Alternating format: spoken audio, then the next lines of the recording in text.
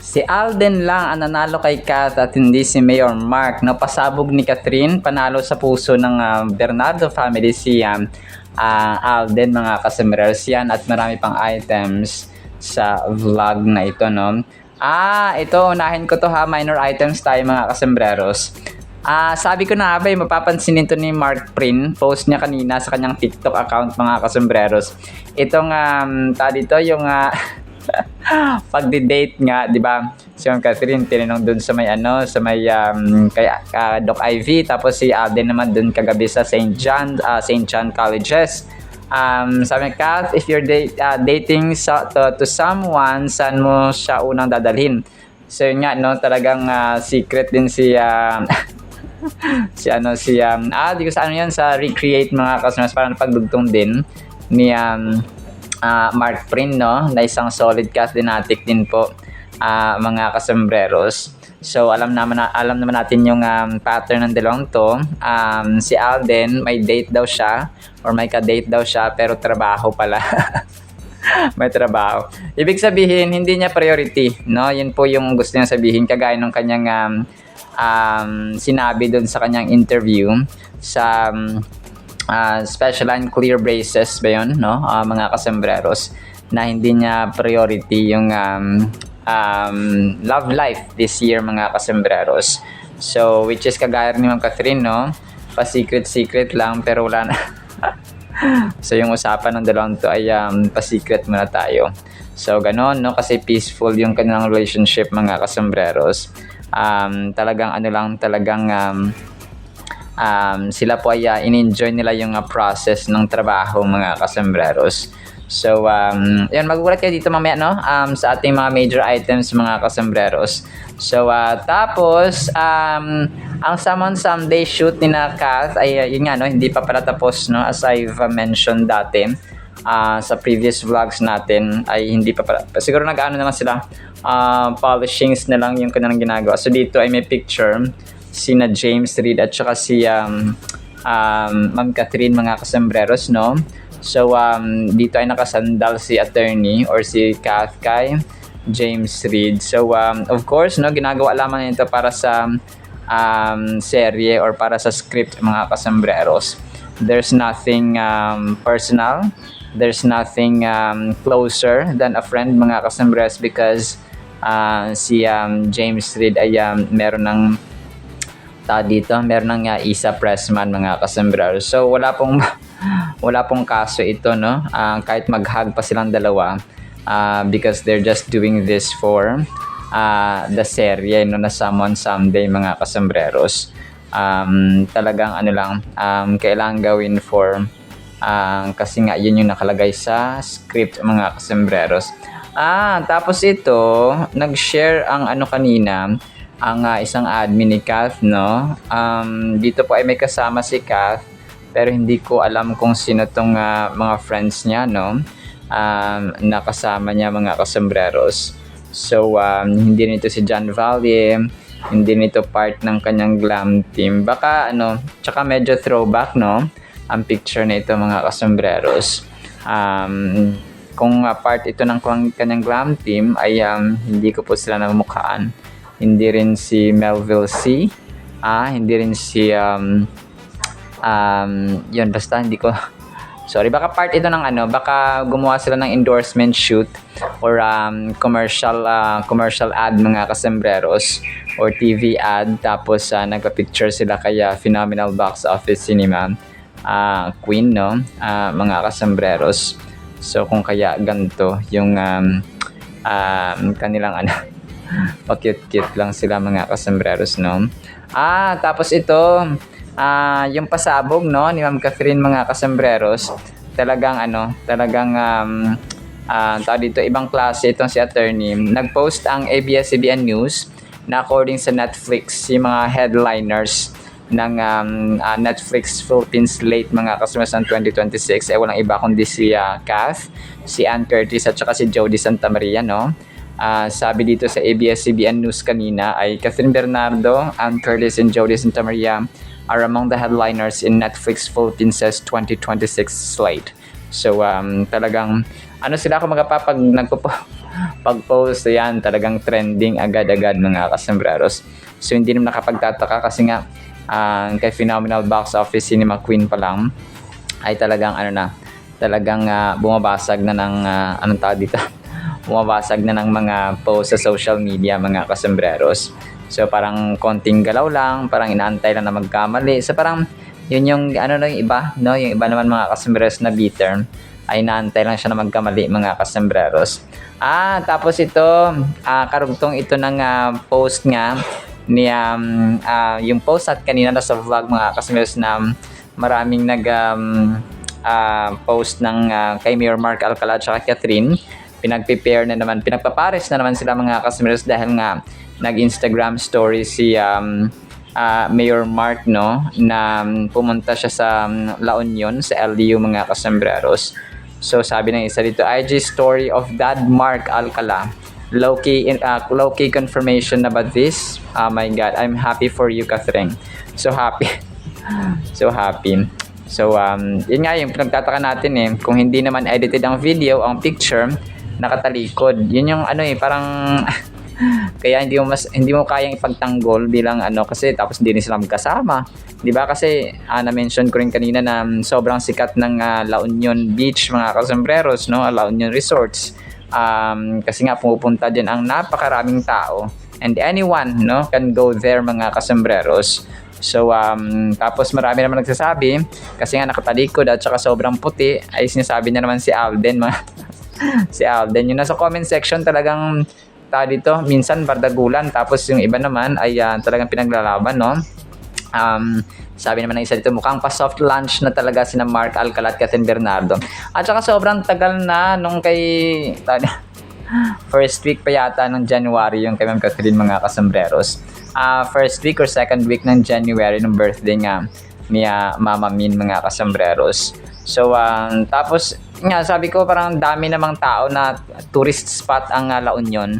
Kahit sinong tao pwedeng pumunta doon. And yun nga, no, connected naman siya kay Justin Benitez na pinsan niya. So baka ni-refer niya na ganun.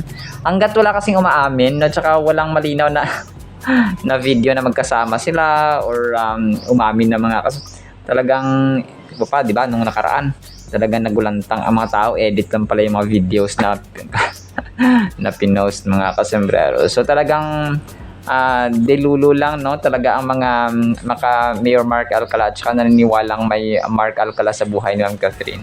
So tingnan natin yung post na naman ni Ma'am Catherine after ng issue na ito. Baka mag-post na naman yun ng parang pinagtatawanan niya lang yung mga gantong mga post na sila na ni Mayor Mark Alcala and so on mga kasembreros. So pero tayo ay team panatag, no, Kath din lang sa kala mga kasembreros at magkakatuloyan. Tapos ito Legends of Pinoy 15 hours ago, nakakatuwa kasi pinost niya ulit yung ating thumbnail, no, yung kay MJ Felipe nga na nagkita sina Alden dun sa premiere night ng The Loved One mga kasembreros. Shocking, tulad ng Kath din nagkita. MJ siningil na si Alden kagabi, no, so yun siya, no. Nagulantang lahat sa viral video kagabi nang biglang singilin ni MJ Felipe si Alden Richards sa gitna ng sweet moment na ni Catherine Bernardo. So hindi ko sinabi na siningil, pero question, grabing daming likes, 472 likes mga kasembreros. So 17 or 15 hours ago pinost ng Legends. Maraming salamat po sa pagpo-post po, Legends of Pinoy Showbiz, no. At saka yung mga nagpo-post balita, beat, showbiz update and something mga kasembreros. So yun siya, no. Talagang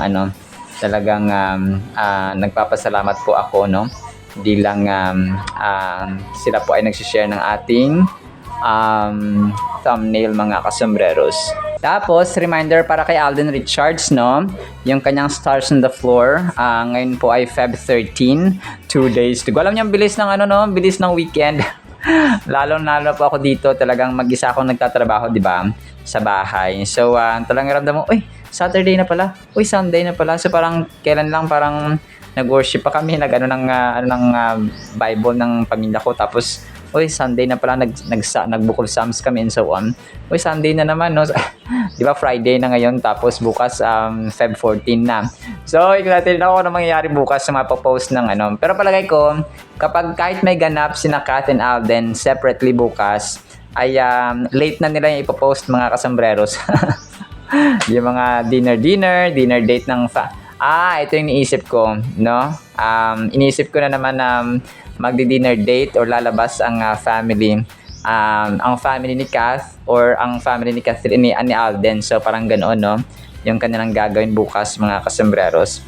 So either si Ma'am Catherine ay babalikan ko talaga tong thought ko na to, yung expectation ko na kakain si Alden sa kanyang kasama ang kanyang pamilya or lalabas bukas, or si Ma'am Catherine din ganun din ang gagawin niya, no, with her family or sa bahay lang. So tatandaan ko to, no, na sinabi ko na teorya ko mga kasambreros or expectation sa Kath din sa Valentine's Day mga kasambreros. So yun po, no, talagang 90%, 95% sure ako na pamilya ang ka-date ng Kath din separately bukas mga kasambreros. Tapos ito, sumasayaw si Ma'am Catherine dito naka-green siya. Pero ito po ay rehearsal nila kasama ang G-Force mga kasambreros. So grabe, no, talagang dito makita na mapasayawan, mapaaktingan, no, konting kantahan, okay lang din mga kasambreros, no, talagang achievements, awards, endorsements, no, talagang si Ma'am Catherine ay talagang masabi mong multi-talented na artista mga kasambreros. So and she really works hard for it mga kasambreros, no.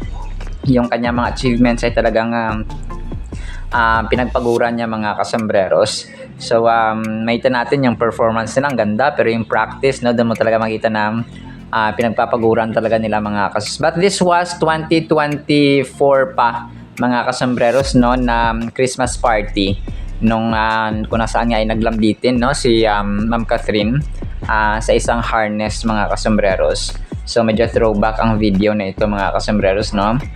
Tapos ito, random photos, no, ng Bernardo family mga kasambreros, no, kasama si Papa Ted. So medyo bata-bata pa dito, medyo throwback dito mga kasambreros na litrato ni Papa Ted mga kasambreros.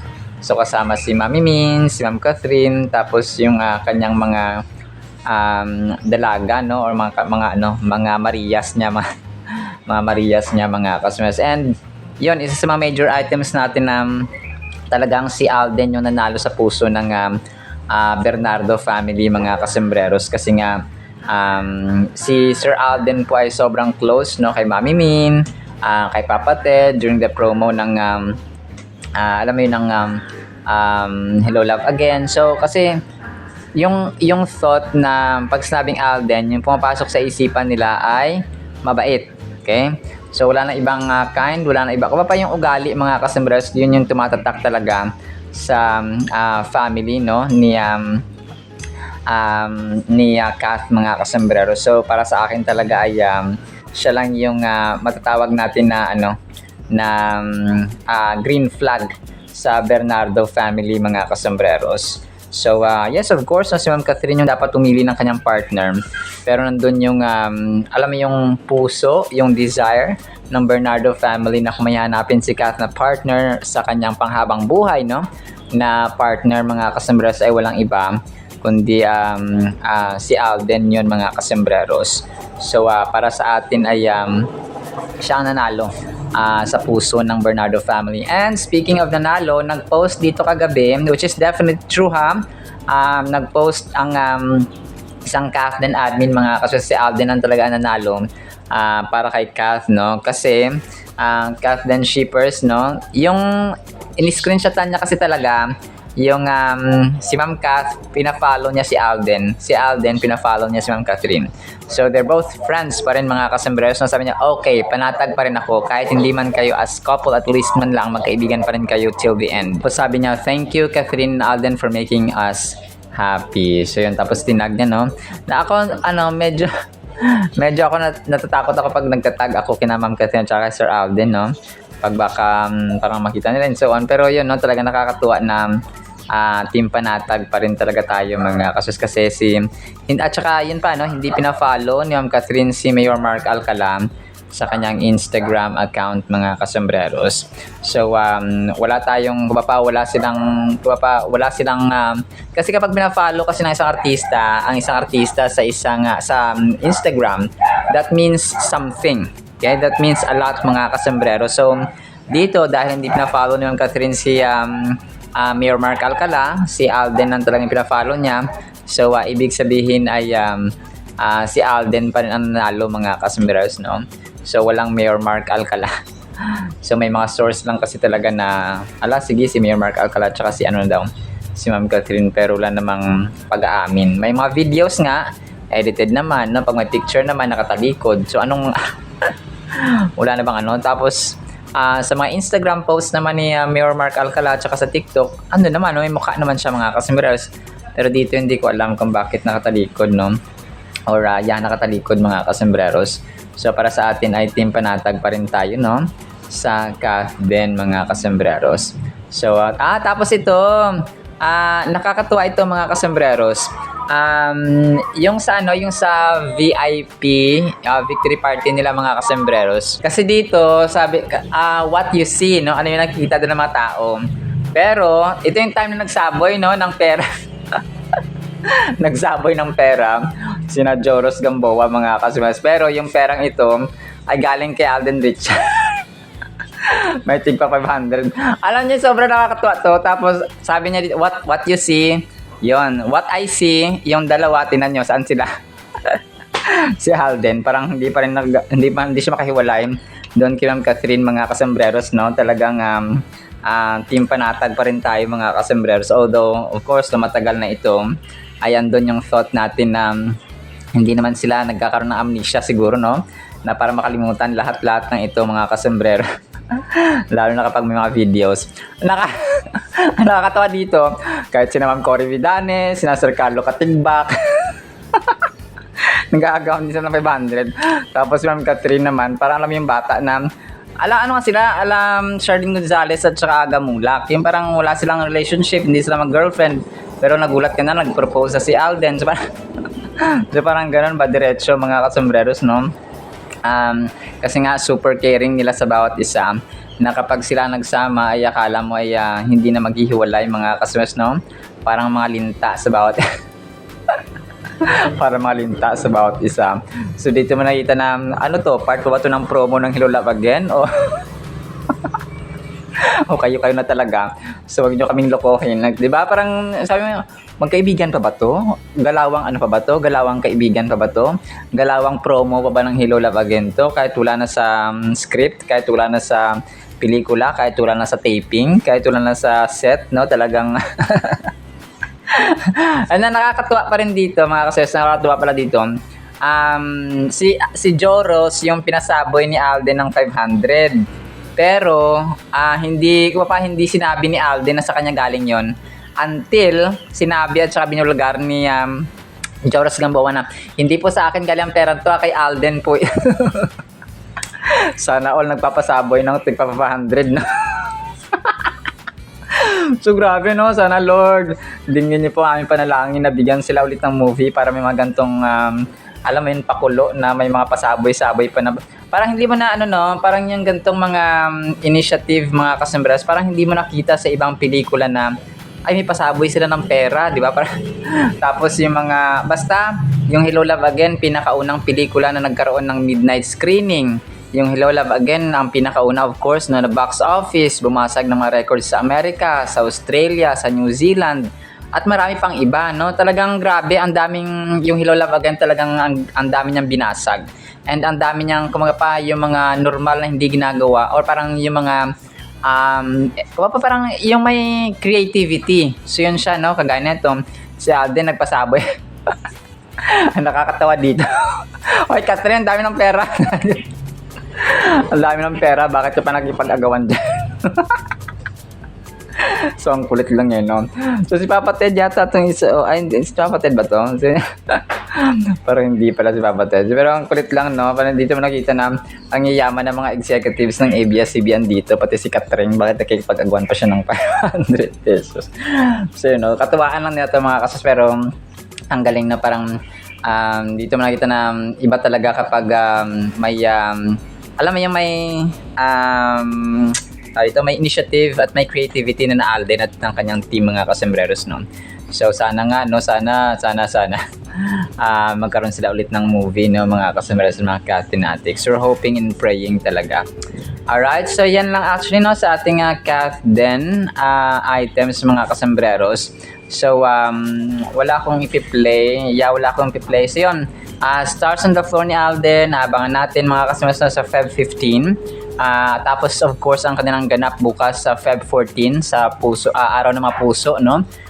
Pero hindi lang naman dapat hindi lang dapat na Feb 14 ang nakikiselebrate na nagse-celebrate tayo ng araw ng mga puso, dapat araw-araw, because we should show love every day, hindi lang tuwing February 14. Alright, so yun ang sa ating Cathden items na sana po ay pakinggan pa natin ang Word of God and isang pinagpalang araw po sa bawat isa. Grabe, sobrang ganda ng Word of God mga kasembreros. Ang title natin ay Paghihirap kay Lord or Paghihirap sa kalooban ni Lord. 1 Peter chapter 4 verse 19, therefore, si Apostle Peter nagsasabi, let those who suffer according to the will of God commit their souls to Him in doing good as to a faithful Creator. Grabe, no, mga kasembreros. Yung sobrang lalim nito, no. Unang-una sa lahat kapag translate natin. So, magdadanas tayo ng paghihirap. Yung mga gumagawa ng kalooban ng Panginoon, yung mga naglilingkod sa Panginoon, yung may panahon sa Biblia, may panahon sa panalangin, may panahon of course no, sa paggawa at pag-workout ng pananampalataya or kalooban or purpose ng Panginoon sa ating buhay. So, yung mga purpose na alam natin yung mahalin natin ang Diyos ng buong puso, lakas, kaluluwa at isipan at ang ating kapwa-tao kagaya nating sarili. So, hindi ito excuse na ito yung sasabi ng Panginoon na hindi tayo magiging hayahay. Kumbaga it's not always it's not always happy moments, it's not always victorious moments, it's not always joyful moments, it's not always tawa-tawa, saya-saya moments mga kasembreros sa mundong ito. Ang promise ng Panginoon ay sasamahan niya tayo by hook or by crook, no? Through thick and thin mga kasombrero, sa hirap at ginhawa, lungkot at ligaya, sa kaginhawahan man, sa kasiyahan, kalungkutan and so on. So, yun yung kanyang pangako, okay? Kasi ang buhay, pansin natin kapag parating masaya, parating walang problema, so hindi natin kailangan ng Diyos, no? Kumaga parang sinsayahay ng buhay, so walang challenge. Kumaga pa sa isang pelikula, wala namang ka-thrill kapag walang bakbakan or walang kaaway or walang bad situations or bad things mga kasembreros. Kaya parati nating isipin, ilagay natin sa ating isipan na pag tayo pa naglilingkod sa Panginoon, part na po yung yung problems, yung trials, yung sufferings, no, yung sorrowful moments natin mga kasembreros na dadanasin sa mundong ito. Pero ang sabi ng Panginoon, according to the will of God, commit their souls to Him, no? Kung ilatag, ibigay, at saka i-surrender natin na yung ating kaluluwa, yung ating buhay, yung ating plano, yung ating mga choices, yung ating mga goals and objectives, mga kasembreros, mga plano natin. So, ilatag natin sa Panginoon, no? Panginoon, ibinibigay ko sa inyo, I surrender all my plans, my life, my soul, no, my entire whole thing, no, yung ating buhay in general mga kasembreros. Kasi alam ng Diyos, no, ikaw pa, He is the lover of our soul, no, siya po ang siya yung sinta, no, siya yung lover ng ating asawa ng ating kaluluwa mga kasembreros. So wala pong magmamahal ng ating kaluluwa more than God. Parati nating iisipin yun. Kung kaya sa mundong ito pansin natin yung mga most celebrated people, like King of Comedy, si Dolphy, King of Filipino movies, si FPJ, and even yung mga international na mga tao na namatay na. So, nagluksa ang mga tao, yes, no? Pero hindi siya forever na magluluksa. Alalahanin or i-remember, no, ang kanilang pagkamatay, no, tuwing All Souls Day and so on mga kasembreros. Yes, pwedeng dalawin sa puntod. Pero yung kaluluwa mismo, babalik yan sa Panginoon. Ang ating souls sa mga kasembreros, ang Diyos po natin ang lover. Kumbaga pa, He's the ultimate lover kasi siya yung ating ultimate creator. So kung tayo po ay binigyan ng halaga sa mundong ito, huwag po nating ikumpara yung pagbibigay halaga or worth or value ng Panginoon sa ating kaluluwa when we die, mga kasembreros. And even up to this point na buhay pa tayo, ay binibigyan natin ng halaga kasi nga, di ba, pinadala niya yung kanya kaisang-isang anak, mga kasembreros, na si Lord Jesus Christ para sa atin. So parati nating tatandaan na yes, malulungkot ang tao. Let's say mga artista, no? Sila Kuya Germs dati, sina Ma'am Susan Roses, so nalungkot ang mga tao, sina Marie Dumawal, so and yung mga actors and actresses, mga kasembreros na sikat, so ang mga tao ay nagluksa. Pero kung moment lang yun, mga kasembreros, hindi siya forever.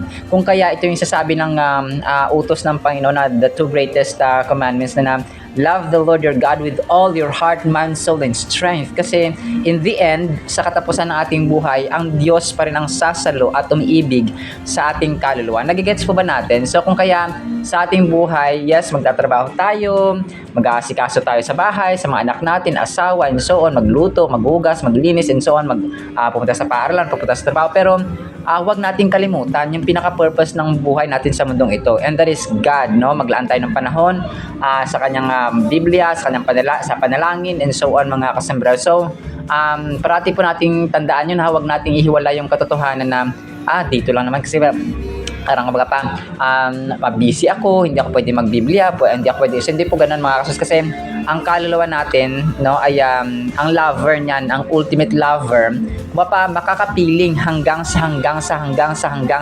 endless, no, mga kasembreros. Ang makakapiling ng ating kaluluwa ay ang Diyos lamang, mga kasembreros. Kung kaya sasabi rin dito ni Apostol Pedro na commit their souls to Him, not to God, mga kasembreros, in doing good, sa paggawa pa rin na mabuti, as to a faithful Creator. Grabe, no? Ang verse po na ito carries a deep and important message about faith, resilience, and perseverance in the face of challenges. So lahat ng na-mention natin kanina, lahat tayo po ay dumadanas ng mga challenges at pagsubok sa buhay. So yung kung papaano tayo mag-respond, papaano natin harapin, papaano natin isolve, mga kasembreros, yung problema, yun po yung nagmamatter sa Panginoon. So kung may problema ba tayo, ay dumudulog ba tayo sa Panginoon, or tayo dito, depende kasi sa nature, no, ng ating problema. Kunwari, problema natin na pera, so ang una ba natin ginagawa ay mangutang? Yun ba talaga yung mindset natin? Or inuuna mo natin magtipid? Kasi ang nature ng tao pagka ganun, kunwari, pag hindi na kayang tustusan yung kanilang luho, no, maluho sila, no. Kasi sa amin dito, kunwari, pag walang pambili ng ulam, ng isda, ng karne, or so on, so gulay, no, talagang gulay, mga, kasi hindi namin nature yung parang kumaga pa, walang pera, mangutang kami. So hindi po ganoon, mga kasos. May mga utang pero minimal lang, mga kasos. Pa to the point na siguro na said na. So parang ganoon, mga kasembreros. Hindi po nature na ganoon. So ang nature namin dito, kapag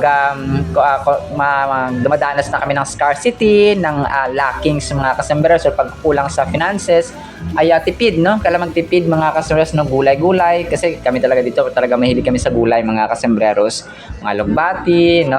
Basta klase-klase, mga talong, and so on, basta may papaya, and so on. So parang bahay kubo na ngayong aming bahay dito, mga kasembreros, no? Sobra pa. It speaks to the belief in a higher power and the understanding that there is a divine plan at work, even when things may seem difficult or unfair. Trusting in God's will means having faith that there is a purpose behind our struggles, and that there is a greater good that will come from them. So tama, mga kasembreros, no? Sa lahat ng struggles, kapag napagtagumpayan natin sa awa, sa grasya, at sa tulong ng Panginoon, mga kasembreros. So ano yun ang mananampalataya, ang kanyang unang gagawin, manalig, manalangin, magtiwala sa Panginoon, dumulog sa Panginoon, at saka gawin palalo yung kalooban ng Panginoon. Ang walang pananampalataya sa Panginoon, ang gagawin niyan, ibang pamamaraan ng kanyang gagawin, kagaya ng sinabi ko, no? Kapag kulang sa pera, mangutang, no? Or kumbaga pa, maghanap ng way na kakaiba. So hindi mo na siya mananalangin, hindi mo na siya dudulog sa Panginoon, hindi mo na siya so ganoon siya, mga kasembreros, no? Or hindi mo na siya magtitipid kasi mangutang yung ano niya. So kapag may problema, for example, ang mag-asawa, so ang gagawin ng mananampalatayang mag-asawa, manalangin, magpatawaran, no? Unawain ang bawat isa. So yung mga mag-asawa na nag-away na hindi mananampalataya at walang Diyos sa kanilang buhay, hindi nakasentro sa Panginoon, so magbubulyawan yan, magpapataasan ng pride, so magkakaroon ng buot and so on. So ang ending, maghihiwalay sila. So doon natin nakikita yung malaking difference, no? Malaking pagkakaiba talaga kung paano harapin ng isang tao, ng isang pamilya kapag sila po ay may pananampalataya at versus doon sa walang pananampalataya at may pananampalataya. When we are faced with suffering, it can be easy to lose hope and question the meaning behind our hardships. So, yung iba, ayun pa, no? Yung iba pa, kapag may problema, kinu-question nila ang Diyos, Lord, bakit naman ganito? Bakit naman ganyan? So, yung iba naman, sisihin yung ganito, sisihin si ganito, sisihin yung kapatid, sisihin ng asawa, sisihin ang taong involved. So, ganoon, no, in the end, wala namang magagawa talaga ang paninisi. All we have to do is understand the situation na hindi naman siguro gusto ng kapatid mo na ganito ang mangyari o ng asawa mo or kung sino man na nagkasala. So, magpatawaran at mag-unawaan sa bawat isa. So, kapag humingi naman ng tawad yung kapatid o nakasakit sa'yo, nagkasala sa'yo, so patawarin mo kasi wala namang magagawa talaga ang sisi, mga kasmas, kapag kung damage is done, no? Ganun siya. However, this verse reminds us to hold on to our faith and continue to do good deeds even when it may be challenging. So, yun na, gumawa pa rin na mabuti, no? At tama, mga kasembreros, ang sinasabi ni Apostol Pedro. Kasi doon tayo tinawag, no? Yun yung purpose ng ating buhay. So, tayo rin naman kasi ang may hirapan at saka magsasuffer, mga kasos. Imagine yung kapag kunwari nawala yung pera mo tapos may kasalanan yung kapatid mo so on. So, walang magagawa ang sisi. Magtulungan na lang para makita ang pera or something na material thing, mga kasembreros. Magtulungan, magunawaan, so ganoon ang dapat gawin. So magpatawaran, mga kasembreros. So kasi kapag hindi tayo gumawa ng mabuti, so tayo hindi mahihirapan, mga kasembreros. It encourages us to remain steadfast in our beliefs and to trust that by staying true to ourselves and continuing to show kindness and compassion, we are aligning ourselves with God's will. So, kung pa ang pinaka-suma lahat, no, pinaka-bottom line dito, mga kasembreros, ay yung gumagawa tayo ng kalooban ng Panginoon, mga kasembreros. So, hayaan natin na ang verse na ito, no, sa 1 Peter, mga kasembreros, chapter 4, verse 19, mag-remind sa atin ng kapapanang pananampalataya, pananalig na kahit may problema, kahit may trials, ay manalig tayo sa Panginoon kasi He is the lover of our soul, mga kasembreros.